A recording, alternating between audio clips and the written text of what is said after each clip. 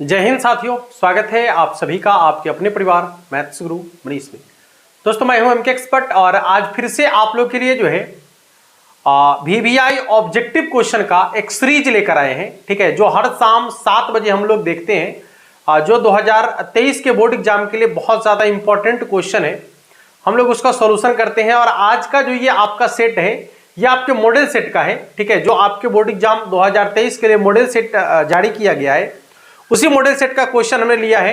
तो बारी बारी से क्वेश्चन का सॉल्यूशन करेंगे। उससे पहले आप सभी जो है एक बार वीडियो को शेयर कर दीजिएगा अपने सभी दोस्तों के साथ। ठीक है, क्वेश्चन का सॉल्यूशन तो आपको पहले खुद से करना है, इसके बाद जब आप बना लेंगे तो जब हम बनाएंगे तो उससे आपको उसको मिला लेना है। ठीक है ना, चलिए आइए देखिए, पहला सवाल आपका है कि ए और बी दो ऐसी घटनाएं हैं, तेरी लपटा गए, ए और बी दो ऐसी घटनाएं हैं कि पी ए का मान 0 के बराबर नहीं है। पी ए का मान 0 के बराबर नहीं है। इसके बाद कह रहा है कि पी बी बटा ए का मान 1 के बराबर है।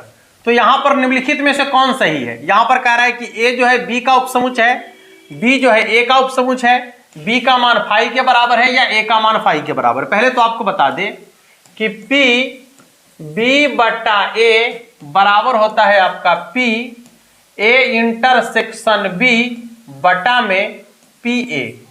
ठीक है ना, चलिए ठीक है, पी ए का मान 0 के बराबर नहीं है, यानी यहां पर कुछ होगा। तो यहां पर मान लीजिए कि पी ए का मान 5 के बराबर है। अब ए इंटरसेक्शन बी का मान भी 5 के बराबर होगा, तभी ना ये दोनों आपस में कटेगा। और जब दोनों आपस में कटेगा तो उसका मान 1 के बराबर होगा ना। और जब ए और बी का मान पी ए के बराबर आ रहा है, इसका मतलब ए जो है बी का उपसमुच है नहीं, तो यहां पर ये हो जाएगा ए जो है बी का उपसमुच है, यानी ऑप्शन नंबर ए। अगला सवाल, यहां पर 3 को बाहर रखा गया है। Sine square theta plus cos square theta का मान कितना होता है? 1। तो 3 को 1 से गुना करेंगे 3, और 3 का डिफरेंशिएशन 0 के बराबर, क्योंकि कांस्टेंट है तो कांस्टेंट का डिफरेंशिएशन 0 के बराबर हो जाएगा। ठीक है ना। अगला सवाल देखिएगा, e के पावर 4x का डिफरेंशिएशन, तो e के पावर वाला का ज्यों का त्यों होता है, लेकिन x के साथ जो कांस्टेंट है उसको आगे रखना पड़ता है डिफरेंशिएशन में। इसका डिफरेंशिएशन हो जाएगा 4 इंटू ई के पावर 4x, जो कि आपके ऑप्शन नंबर डी में आपको दिख रहा है। ठीक है ना बाबू। चलिए अगला क्वेश्चन देखेंगे, ध्यान से देखिएगा।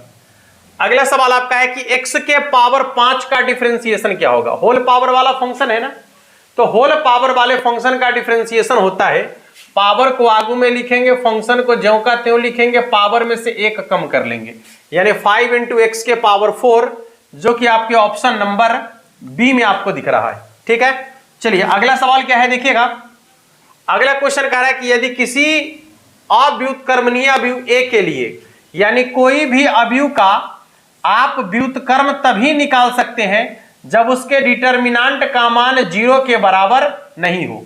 यदि डिटर्मिनेंट का मान 0 के बराबर हो गया, इसका मतलब उसका व्युत्क्रम निकालना संभव नहीं है। समझ में आ रहा है? यदि आप किसी भी अवयव का डिटर्मिनेंट निकालते हैं और उसके डिटर्मिनेंट का मान 0 के बराबर नहीं है, तो उसका व्युत्क्रम निकालना संभव है। ठीक है, व्युत्क्रम निकालना संभव है ना, व्युत्क्रम निकालना संभव है। और यदि उसके डिटर्मिनेंट का मान 0 के बराबर हो गया तो उसका व्युत्क्रम निकालना संभव नहीं है, उसका व्युत्क्रम नहीं निकाला जा सकता है। तो अव्युत्क्रमीय की बात कर रहा है ना, यानी व्युत्क्रम नहीं। तो व्युत्क्रम कब नहीं निकाल सकते हैं? जब उसके डिटर्मिनेंट का मान 0 के बराबर हो जाएगा, तो वो आपका जो है व्युत्क्रम नहीं निकलेगा। अगला सवाल सवाल कह रहा है कि यदि ए 2 गुने 2 कोटि क्रम वाला एकांक अवयव है, तो आई के पावर 3 बराबर क्या होगा? अच्छा देखिए, आई के पावर 3 कहे, चाहे आई के पावर 300 कहे, चाहे आई के पावर 3000 कहे, कोई फर्क नहीं पड़ता है। आई बोले तो 1, और 1 का मान हमेशा पावर में चाहे कितना भी रखेंगे उसका मान 1 के बराबर ही होगा। ठीक है ना, इसलिए इसका मान हो जाएगा आपका आई के बराबर, जो कि आपके ऑप्शन नंबर डी में आपको दिख रहा है। चलिए अगले क्वेश्चन को देखेंगे। आई प्लस 2j प्लस 3k का इसका मापांक निकालना है। मापांक निकालने के लिए क्या करना है? तो रूट अंडर, यहां पर देखिए कुछ नहीं है तो 1 है, 2 है और 3 है, यानी हो जाएगा 1 का स्क्वायर प्लस 2 का स्क्वायर प्लस 3 का स्क्वायर। 3 का स्क्वायर 9, 2 का स्क्वायर 4, तो 9 4 13, 13 1 14, यानी √14 जो कि आपके ऑप्शन नंबर डी में आपको दिख रहा है। अगले क्वेश्चन को देखेंगे, यहां पर दोनों का डॉट प्रोडक्ट निकालने के लिए कहा जा रहा है, यानी दो सदिश दिया गया है तो दोनों सदिश का डॉट प्रोडक्ट आपको निकालना है। चलिए निकालते हैं। डॉट प्रोडक्ट निकालने के लिए आई वाला को आई वाला से, जे वाला को जे वाला से और के वाला को के वाला से गुना करके जोड़ घटाव कर लीजिए। 3 दूनी 6, माइनस माइनस प्लस, 4 तिहाई 12, प्लस प्लस प्लस, 5 चौके 20, 12 6 18 प्लस 20 ना, यही ना होगा। 12 6 18 प्लस 20 जोड़ेंगे तो कितना हो जाएगा 38। ठीक है 38। 1 मिनट, 4 तिहाई 12 और 5 चौके 20, तो 12 6 18 20 38। हाँ ठीक तो है। देखिए 3 दूनी 6, या माइनस प्लस, 4 तिहाई 12, ठीक है, और फिर 5 चौके 20, वही तो ठीक है लिखल है। ये क्या हो गया 6 प्लस 12 प्लस 20, 32 6 38 होना चाहिए ना, ऑप्शन ही नहीं है। चलिए देख लीजिए, इसका आंसर 38 के बराबर होगा। अगला सवाल देखेंगे, कह रहा है कि y अक्ष की द्विक कोज्या निम्नलिखित में से कौन है। तो y अक्ष की द्विक कोज्या माने y का मान होगा, बाकी सबका क्या होगा 0 के बराबर। यहां देखिएगा x का मान भी 0, y का मान भी z का मान भी 0 और y का मान कितना है 1 के बराबर। ये y अक्ष की द्विक कोज्या है। x अक्ष का पूछेगा तो कितना होगा, x का मान होगा बाकी सब 0, यानी होगा 1 0 0। यदि आपसे z अक्ष का पूछेगा तो 0 0 1, ये z अक्ष का हो गया। ठीक है ना। हाँ अगला सवाल कहता है कि L1 M1 N1 तथा L2 M2 N2 द्विक कोज्या वाली दो समांतर रेखाओं होने के लिए निम्नलिखित शर्त कौन है। यदि ये L1 M1 N1 तथा L2 M2 और N2, ठीक है, ये दो जो है किसी भी रेखा की द्विक कोज्या है ना, दो सरल रेखा की ये द्विक कोज्या है, और आपसे पूछा जा रहा है कि ये दोनों यदि एक दूसरे के समानांतर होगा तो आपको बता दें कि समांतर होने के बाद जो है इसका अनुपात बराबर होता है L1 बटा L2, M1 बटा M2 और N1 बटा में N2, अनुपात बराबर होता है। अच्छा, जब इसका अनुपात बराबर होता है कब, तो जब ये समांतर होता है तब, ठीक है ना। जब ये समांतर होगा तो इसका अनुपात बराबर होगा, और यदि यह आपका लंबवत होगा, लंब होगा, ठीक है ना, तो लंब होने के कंडीशन में इसके गुणनफल का योगफल 0 के बराबर होता है। जैसे L1 L2 plus M1 M2 plus N1 N2 अब बराबर में 0, ठीक है ना। हाँ, लंब होने के कंडीशन में बारी बारी से L1 को L2 से गुना करना है, M1 को M2 से गुना करना है, N1 को N2 से गुना करना है, और सबको जोड़ देना है, तो इसका योगफल 0 के बराबर हो जाएगा। और यदि ऐसा होता है तो यह आपका लंब कहलाएगा। अगला सवाल देखेंगे, x plus 2y plus 3z plus 5 बराबर 0 के समांतर एक तल का समीकरण। x plus 2y plus 3z plus 5 बराबर 0 के समानांतर एक समीकरण, यानी इसके समांतर कोई समीकरण की बात कर रहा है।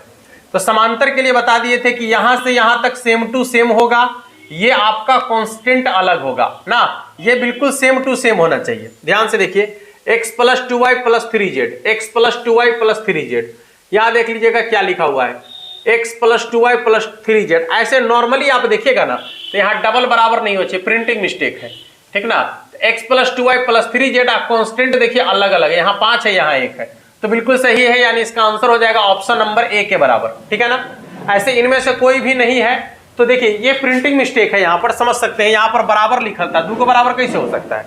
चलिए अगला सवाल देखेंगे, कह रहा है कि 2y प्लस एक्स स्क्वायर बराबर 3 के बिंदु 1 1 पर अभिलंब का समीकरण।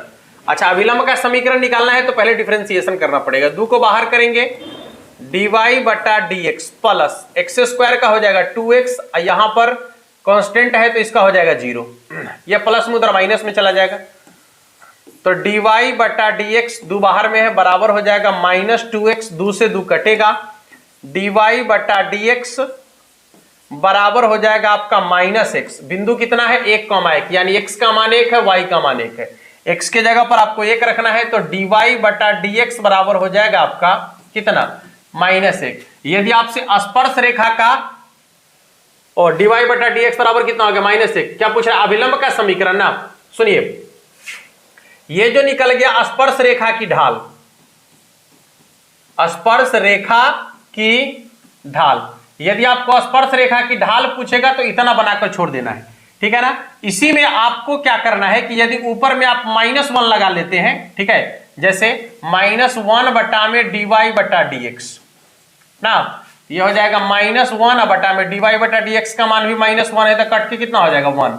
तो यदि ये निकाल लेते हैं -1 बटा में dy बटा dx, तो ये है अभिलंब की ढाल, अभिलंब रेखा की ढाल, अभिलंब रेखा की ढाल, ठीक है। अच्छा, इसके बाद यदि आपको अब निकालना है क्या, अभिलंब का समीकरण, तो समीकरण निकालने के लिए क्या होता है, y माइनस y1 बराबर -1 बटा में dy बटा dx into x minus x1, ठीक है ना। चलिए देखिए, y माइनस y1 का मान जो रखना है रख दीजिएगा, y1 का मान जो रखना है रख दीजिए, y1 का मान इसमें दिया गया है, ये x1 है, ये y1 है, तो 1 अब बराबर -1 बटा में -1, x माइनस x1 का मान भी 1 है, ये कट गया आपका, हो गया y माइनस 1 बराबर x माइनस 1, -1 से -1 भी कट जाएगा ना, ये प्लस में इधर माइनस में आ जाएगा, कितना हो जाएगा, x माइनस वाई, इसी को इधर ले जाइए ना, तो हो जाएगा आपका x माइनस वाई बराबर 0। यहाँ देखिए दोनों एक के चीज लिखल, b और d दोनों एक के लिखल, इसमें बहुत ज्यादा प्रिंटिंग मिस्टेक है, जो आप जब आप बनाइएगा ना, ये मॉडल पेपर जो 2023 वाला जारी किया गया है इंटरनेट पर, ठीक ना, उसमें बहुत ज्यादा मिस्टेक है, ठीक है, इसलिए बड़ी संभल कर बनाइएगा। सवाल है कि sine inverse x plus cos inverse x का इंटीग्रेशन क्या होगा, तो sine inverse x plus cos inverse x बराबर π/2 होता है। अब π/2 का इंटीग्रेशन π/2 x आप प्लस में c, π/2 x प्लस c, जो कि आपके ऑप्शन नंबर बी में आपको दिख रहा है। अगला क्वेश्चन देखेंगे, सवाल आपका है कि साइन x का इंटीग्रेशन क्या होगा, तो साइन का होता है माइनस कॉस x प्लस में c, minus cos x plus में c, जो कि आपके ऑप्शन नंबर ए में आपको दिख रहा है। अगला क्वेश्चन देखेंगे, यहां कह रहा है कि किसी फंक्शन का इंटीग्रेशन करके फिर उसका डिफरेंशिएशन ना, किसी फंक्शन का इंटीग्रेशन और उसका फिर डिफरेंशिएशन, तो सीधे सीधे फंक्शन आ जाएगा, ऑप्शन नंबर बी। अगला क्वेश्चन देखिए, fx बराबर है आपका e के पावर x बटा में है e के पावर 2x प्लस 1, इसको थोड़ा सा ऐसे लिख देना है आपको, e के पावर x ज्यों का त्यों बटा में e के पावर 2x है ना, तो इसको लिखिए e के पावर x का होल स्क्वायर अब प्लस 1, ठीक है, इंटू dx। अब यदि आप इसको मानते हैं ना, इसका डिफरेंशिएशन करेंगे तो कितना होगा, e के पावर x जो ऊपर में आपको दिख रहा है, तो नीचे में कितना बचेगा, 1 बटा में, इसको y माने है ना, तो y स्क्वायर प्लस 1। अब इसका इंटीग्रेशन करेंगे तो कितना हो जाएगा बताइए ना, tan इनवर्स y को e के पावर x माने थे ना, तो इसका हो जाएगा tan इनवर्स e के पावर x प्लस c, जो कि आपके ऑप्शन नंबर बी में आपको दिख रहा है, ठीक है। अगला क्वेश्चन देखेंगे, x के पावर 5 का इंटीग्रेशन करना है निश्चित समाकलन, तो इसका हो जाएगा x के पावर 6 बटा में 6, सीमा का मान पहले b रखना है फिर a रखना है, 1 बटा 6 बाहर रखिए, b के पावर 6 माइनस a के पावर 6, b के पावर 6 माइनस a के पावर 6 बटा में 6, जो कि आपके ऑप्शन नंबर बी में आपको दिख रहा है। आइए अगले क्वेश्चन को देखेंगे, देखिएगा, साइन स्क्वायर x का इंटीग्रेशन जबकि सीमा का मान 0 से π/2 है ना, साइन स्क्वायर x का इंटीग्रेशन जबकि सीमा का मान 0 से π/2 है, ध्यान से देखिएगा। तो सबसे पहले क्या करेंगे कि इसको समीकरण 1 मान लेते हैं, ठीक है ना, आई दोनों को जोड़कर इसमें से घटा देंगे, तो सीमा का मान है 0 से π/2, अब ये हो जाएगा आपका साइन स्क्वायर, गुणधर्म का प्रयोग कर रहे हैं, sine square π/2 minus x into dx, ठीक है, ये हो जाएगा सीमा का मान 0 से π/2, देखिएगा यहाँ पर sine square 90 degree minus theta बराबर क्या हो जाएगा, तो cos square theta into dx, ये हो गया आपका समीकरण 2, दोनों को जोड़ दीजिएगा, तो यहां पर आप इसको i माने है ना, i बराबर, ये भी हो जाएगा आपका i बराबर, जोड़ेंगे तो हो जाएगा 2i बराबर कितना, साइन स्क्वायर x अब प्लस कॉस स्क्वायर x, ठीक है, इंटू dx, सीमा का मान है 0 से π/2, ठीक है, sine square theta plus cos square theta बराबर 1 का इंटीग्रेशन x, यानी 2 पाई बराबर हो जाएगा x। सीमा का मान रखना है 0 से π/2। चलिए π/2 रख देंगे, 0 रखने की जरूरत नहीं है, 2 गुना में इधर भाग में आ जाएगा, यानी इसका हो जाएगा π/4 के बराबर। ऑप्शन नंबर ए, ठीक है ना। चलिए अगले क्वेश्चन को देखेंगे। ये क्या है, अगला सवाल कह रहा है कि x बराबर 1,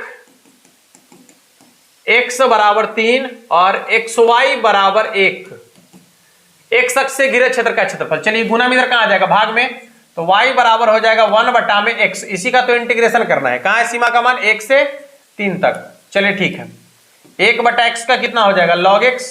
सीमा का मान पहले 3 रखना है और फिर माइनस दे के 1 रखना है, तो log 1। log 1 का मान 0 हो जाएगा, इसका आंसर हो जाएगा log 3 के बराबर। ऑप्शन नंबर बी को चेक कर लीजिएगा। आइए अगले सवाल को देखेंगे, और वही क्वेश्चन है सेम जो अभी बनाए हैं, log 3 हो जाएगा।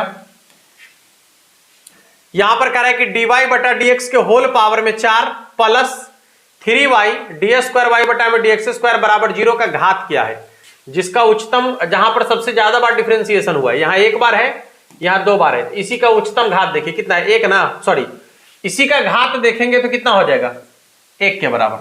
अगला सवाल, अब का समीकरण dy/dx प्लस e के पावर x माइनस वाई, इसको देखिए थोड़ा सा, dy/dx बराबर e के पावर x इंटू e के पावर माइनस वाई अब प्लस x² इंटू e के पावर माइनस वाई। यहां पर क्या किए हैं देखिए, e के पावर x माइनस वाई था ना, तो अलग अलग कर लिए, e के पावर x इंटू e के पावर माइनस वाई। आधार समान है तो जोड़ेंगे तो e के पावर x माइनस वाई हो जाएगा। चलिए यहां से कॉमन ले लेते हैं, dy/dx बराबर हो जाएगा e के पावर माइनस वाई, कॉमन लेंगे तो कितना, e के पावर x अब प्लस में x²।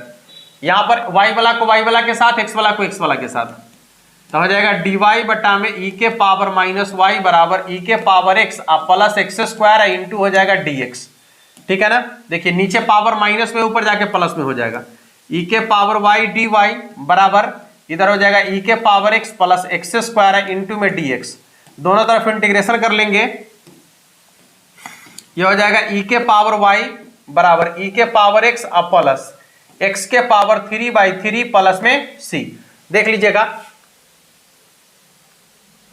यही ना है, e के पावर y, ये प्लस में इधर माइनस में, ये प्लस में इधर माइनस में लाया है। ऑप्शन नंबर बी को चेक कर लीजिएगा। अगला क्वेश्चन देखिए, अब का समीकरण इतना का व्यापक हल क्या है, पहले इसको अलग अलग करिए, y dx बट्टा में y माइनस x dy बट्टा में y बराबर 0। y से y कट गया, नहीं, ये उधर चला जाएगा तो क्या होगा, dx बराबर हो जाएगा x इंटू dy बट्टा में y ना, ये तो ठीक है, इसके बट्टा में y, इसको इधर ले आइए, तो हो जाएगा आपका dx बट्टा में x बराबर हो जाएगा dy बट्टा में y। दोनों तरफ इंटीग्रेशन कर लेंगे ना, तो हो जाएगा आपका log x अब बराबर हो जाएगा इधर आपका log y। ठीक है ना, और यहां पर c होगा, ठीक है, c भी होगा ना। चलिए देखिए, तो log x log y, यहां पर इसको आप मान सकते हैं ना, log x है अब प्लस c को log c लिख लीजिए आप, log c अब बराबर हो जाएगा आपका log y। यहां से log को बाहर करेंगे तो कितना हो जाएगा, x इंटू c, ठीक है, बराबर हो जाएगा आपका log y। यहां से log कैंसिल हो गया तो y बराबर हो जाएगा आपका x इंटू सी, y बराबर हो जाएगा आपका x इंटू सी, y बराबर हो जाएगा आपका x इंटू सी। कहां है कहीं पर, ये ऑप्शन नंबर सी। अगला सवाल वही क्वेश्चन है, अगला क्वेश्चन देखिएगा, यहां कह रहा है कि a वेक्टर का मापांक बराबर है b वेक्टर का मापांक बराबर है a वेक्टर का मापांक प्लस b वेक्टर का मापांक बराबर 1। तो सवाल पूछा है कि a vector minus b vector के मापांक का मान कितना होगा। इसी का स्क्वायर करेंगे तो कितना हो जाएगा, a vector plus b vector के मापांक का स्क्वायर माइनस 2, a वेक्टर का मापांक और b वेक्टर का मापांक, सॉरी 2 नहीं 4, माइनस आएगा ना, माइनस 2ab तो हो जाएगा यहाँ पर, इसमें माइनस 2ab आएगा तो plus 4ab, plus 4ab, a square plus b square minus 2ab ना, -2ab और इधर हो जाएगा a square plus B square plus 2ab। हाँ, यहां पर हो जाएगा 4। ठीक है, देखिए a vector plus b vector का मापांक कितना है? 1, तो 1 के स्क्वायर -4 और ये सब 1 है तो 4 गुने 1 गुने 1 ना, यही ना होगा। तो 4 में से 1 घट गया 3 यानी -3। ये क्या हो रहा है? -3। इनमें से कोई नहीं, इनमें से कोई नहीं।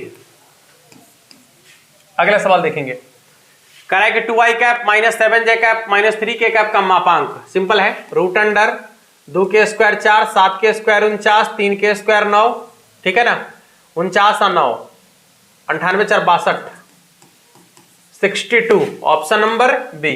अगला सवाल देखिएगा, k dot k dot product में सेम टू सेम वाला का मान 1 के बराबर होता है, अलग अलग रहेगा तो 0 के बराबर हो जाएगा। देख लीजिएगा, यहां देखिए क्रॉस प्रोडक्ट में सेम टू सेम वाला का मान 0 के बराबर होता है, तो जैसे ही यहां 0 हो गया, 0 को किसी से गुना करेंगे 0 हो जाएगा।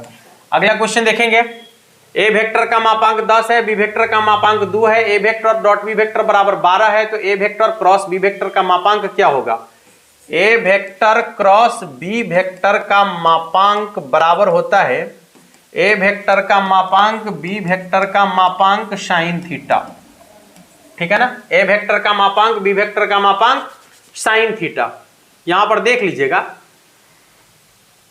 इसका मान पूछ रहा है ना, डॉट का मान दिया गया है, ठीक है ना।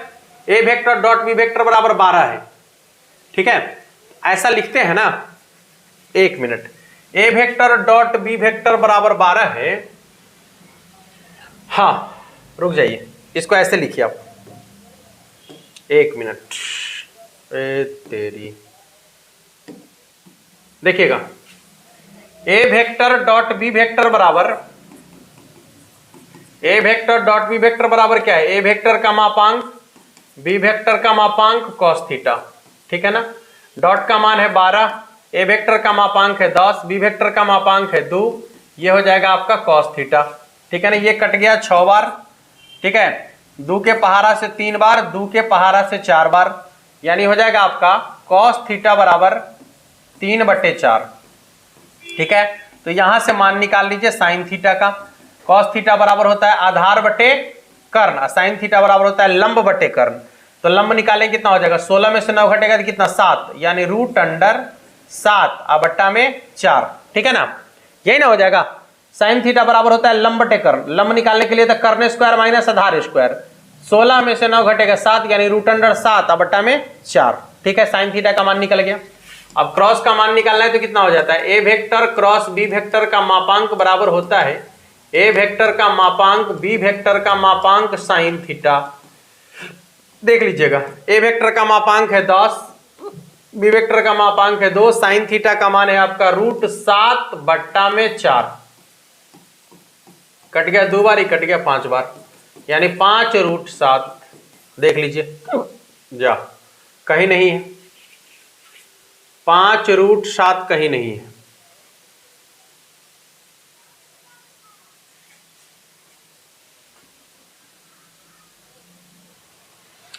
यहां देखिए थोड़ा सा मिस्टेक है, 2 के पहाड़ा से 3 बार और 2 के पहाड़ा से ये 5 बार कटेगा ना, तो हो जाएगा आपका 3 बट्टा में 5, तो ये लंबा कर दी, हो जाएगा आपका 4 बट्टा 5, सॉरी 1 मिनट, ये आपका हो जाएगा यहां से ये 3 बटे 5, तो साइन थीटा बराबर हो जाएगा आपका कॉस थीटा बराबर आधार बटे कर्ण, साइन थीटा बराबर लंब बटे कर्ण, यानी ये हो जाएगा आपका 4 बटे 5 ना।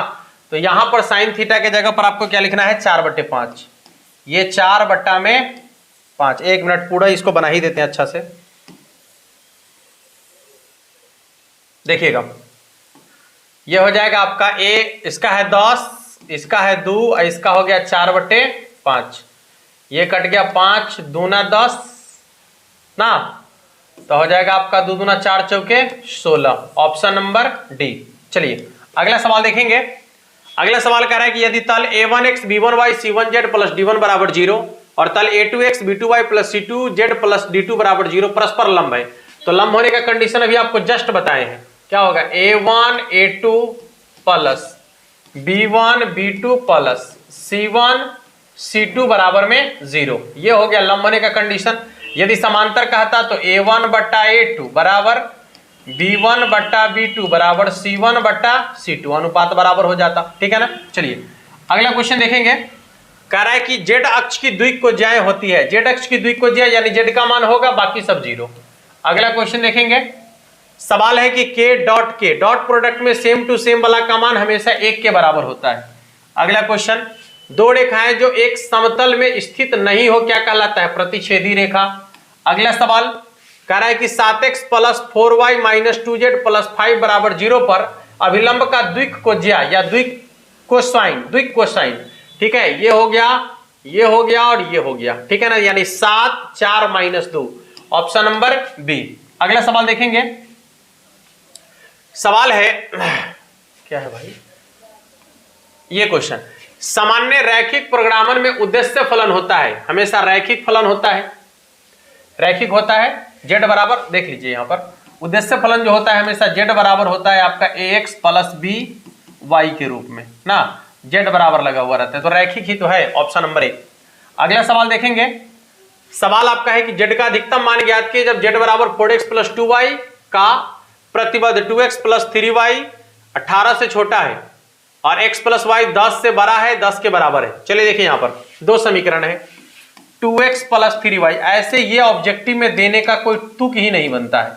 ठीक है ना। हाँ, और खासकर इतना बड़ा सवाल एक समीकरण वाला रहेगा, सुन लीजिए बता रहे, एक समीकरण वाला यदि ऑब्जेक्टिव में पूछेगा भी ना तो एक समीकरण वाला रहेगा, ये दो समीकरण वाला नहीं पूछेगा। ये फालतू सवाल पूछा है, यहाँ पर फालतू टाइम खर्च करेगा आपका। ठीक है ना। इसमें भी देखिए 2 गो वाला पूछ दिया है, एक वाला रहेगा, सिर्फ एगो वाला, 2 गो वाला नहीं रहेगा, समझ लीजिए ठीक से।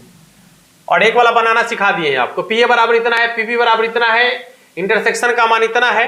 ठीक ना।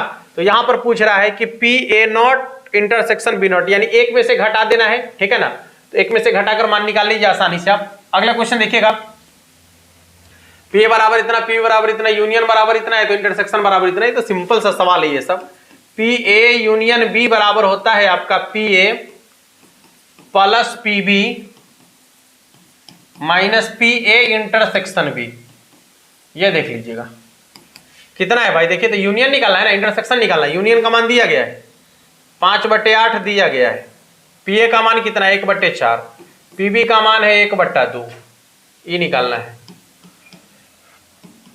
देखिए कितना हो जाएगा, ये 5/8 माइनस इसका लॉसा हो जाएगा आपका कितना 4 ना, या फिर माइनस 1/4 माइनस 1/2 बराबर हो जाएगा minus P A intersection B. निकाल दीजिए, इसका लॉसा हो जाएगा 8, यानी 5 माइनस 2 और माइनस 4 ना, तो माइनस 6 और 8 यानी माइनस 1/8, उधर माइनस से कट जाएगा तो सीधे 1/8, ऑप्शन नंबर बी।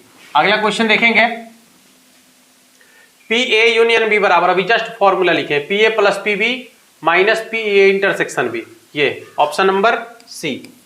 अगला क्वेश्चन देखिएगा। सवाल आपका है कि पी ए बराबर इतना, पी बी बराबर इतना, पी बी बटा ए बराबर इतना, तो पी ए बटा बी बराबर कितना होगा। पहले देखिए पी ए बराबर है 0.8, तो पहले आपको क्या करना है, पी बी बटा ए दिया गया है ना, पी बी बटा में ए बराबर होगा पी ए इंटरसेक्शन बी बटा में पी ए। ठीक है ना। पी ए का मान इतना है, पी बी का मान इतना है, पी बी बटा ए का मान इतना है। चलिए देखिए बी बटा ए का मान तो कितना हो जाएगा 0.4 बराबर पी ए इंटरसेक्शन बी और बटा में पी ए का मान कितना है 0.8, ऐसे क्रॉस करेंगे तो 8 चौके 32, पी ए इंटरसेक्शन बी बराबर हो जाएगा आपका 0.32। ठीक है। तो पूछ रहा है कि पी ए बटा बी का मान क्या होगा, पी ए बटा बी का मान हो जाएगा आपका पी ए इंटरसेक्शन बी और बटा में पी बी। ठीक है ना। हाँ, ये हो जाएगा आपका 0.32 और बटा में पी बी का मान कितना है 0.5 ना, नीचे से 2 को हो जाएगा 1, यानी ये इसका कितना आ जाएगा देखिए तो 32/5 है ना, देखो यहां से 32/5 और इधर हो जाएगा आपका ऊपर में 1 0 और नीचे में 2 0 ना, ये हो जाएगा आपका कितना 32 में 5 से भाग दे देंगे, 6 पचे 30, बूढ़ा का पूरा कट गया ना, 2 उतरेगा, सॉरी 2 उतरेगा ना, दशमलव देंगे तो 0 बढ़ेगा, 6 5 के 20 64, एक अंक के बाद और दशमलव, यानी 0.64, ऑप्शन नंबर बी। अगला क्वेश्चन देखिएगा, सवाल कर रहा है कि यदि किसी परिणाम में ए और बी दो घटनाएं हैं ताकि पी ए बराबर इतना है, पी बी बराबर इतना है, पी बी बटा बराबर इतना है, तो पी ए बटा बी अभी तो जस्ट निकाले, ऐसा ही सवाल है, अभी तो जस्ट निकाले हैं। ए बराबर इतना है, बी बराबर इतना है, तो 2a माइनस बी का मान कितना होगा, यानी पहले 2 से a में गुना करना है, 2a माइनस बी, चलिए 2 से गुना करेंगे तो कितना हो जाएगा, 2a का मान कितना हो जाएगा देखिएगा तो 4 6 8 10 ना, इसमें से b को घटा लेना है, यानी 4 6 8 10 घटा लेंगे तो सभी 0 हो जाएगा, ऑप्शन नंबर सी। देखिएगा अगला सवाल कह रहा है कि यदि दो अवयव a और b के क्रम 2 गुने 4 है तथा 3 गुने 2 है क्रमशः हो, तो ए बी का कितना होगा, तो 4 गुने 3 होगा, 4 गुने 3 होगा, ऑप्शन नंबर बी। अगला क्वेश्चन, tan x का इंटीग्रेशन कितना होता है, tan का होता है, सॉरी tan x का डिफरेंशिएशन कितना होता है, tan का होता है sec स्क्वायर x। अगला क्वेश्चन देखेंगे, 3 को बाहर करेंगे तो 3x प्लस सी, ऑप्शन नंबर सी। अगला सवाल, एक्स वाई तल के समांतर तल का समीकरण, X Y sorry Y Z तल है ना, तो x बराबर हाँ x बराबर, ऑप्शन नंबर ए। अगला क्वेश्चन देखेंगे, यदि a और b दो स्वेच्छ घटनाएं हैं तो पी ए इंटरसेक्शन b बराबर क्या होता है, P A into P B, P A into P B, P A into P B, P A into P B, P A into P B, ठीक तो है। चलिए देखिए अगला है, एक लीनियर प्रोग्रामिंग प्रॉब्लम में जिस फलन का अधिकतम या न्यूनतम मान निकालना हो उसे कहते हैं उद्देश्य फलन। उद्देश्य फलन का ही अधिकतम या न्यूनतम मान निकाला जाता है। अगला है कि समीकरण इतना का हल निकालना है, सिंपल है, इसका हो जाएगा इंटीग्रेशन कर दीजिए, इसका भी इंटीग्रेशन कर दीजिए, तो इसका हो जाएगा log x प्लस सी बराबर हो जाएगा log y, ठीक है ना। यहां से आप c को log c लिख सकते हैं ना, तो जैसे ही log को बाहर करेंगे तो कितना हो जाएगा, xc बराबर log y, ठीक है, log कैंसिल हो जाएगा तो y बराबर हो जाएगा आपका x इंटू सी, या k लिख सकते हैं, ऑप्शन नंबर y बराबर हो जाएगा x इंटू सी, y बराबर x इंटू सी, y बराबर x इंटू सी, x बराबर k इंटू वाई। अरे भाई क्या है, y बराबर x इंटू सी, इसको इधर ला सकते हैं तो x बराबर भी वही हो सकता है, ऑप्शन नंबर सी, सॉरी ये। अगला सवाल है कि अवकल समीकरण cos x dx plus cos y dy, तो इसका इंटीग्रेशन कीजिए ना, cos का इंटीग्रेशन होता है sin x प्लस साइन का क्या होता है cos y का हो जाएगा फिर sin y, इसका हो जाएगा कांस्टेंट ना, sin x plus sin y, option number B. अगला क्वेश्चन देखेंगे, कह रहा है कि e के power x dx direct integration, तो e के पावर x प्लस e के पावर y अब बराबर में k, e के पावर x प्लस e के पावर y बराबर k, ऑप्शन नंबर ए। खत्म, टोटल सवाल खत्म, ठीक है ना। तो इस तरीके से जो है लगभग आज हम लोग 55 क्वेश्चन को देखे हैं अभी, ठीक है ना, 55 क्वेश्चन को, इसमें से 1-2 क्वेश्चन को हमें स्किप भी किए क्योंकि वो फालतू का क्वेश्चन है, ठीक है, जो क्वेश्चन आपको बता दिया वो फालतू का क्वेश्चन है, मतलब फालतू का टाइम खींच रहा है आपका और आपको जो है फ्रस्ट्रेट कर सकता है वैसा क्वेश्चन, इसलिए जो मॉडल सेट में कुछ क्वेश्चन ऐसा डाला है जो उसी टाइप का क्वेश्चन है, इसलिए उसको स्किप करके आगे बढ़ गए, ठीक है। मिलते हैं फिर नेक्स्ट क्लास में, और तब तक के लिए आप सभी को जय हिंद।